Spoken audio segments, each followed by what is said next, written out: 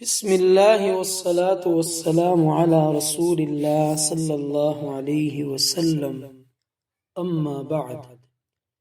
شام کے اذکار، 10ویں دعا۔ یا حی یا قیوم برحمتک استغیث اصلح لی شأنی کلہ ولا تکلنی الی نفسی طرفۃ عین۔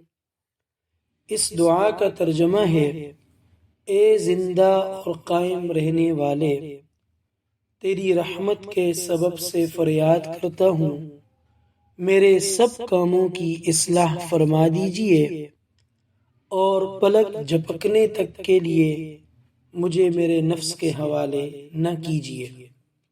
اس دعا کو 1 مرتبہ پڑھنا ہے۔ یا حی یا قیوم برحمتک استغیث اصلح لی شأنی کلہ ولا تکلنی الی نفسی طرفۃ عین۔ یا حی یا قیوم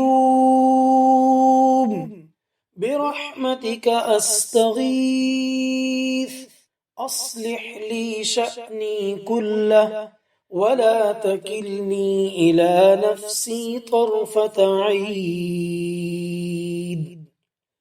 یا حی یا قیوم برحمتک استغیث اصلح لی شأنی کلہ ولا تکلنی الی نفسی طرفۃ عین۔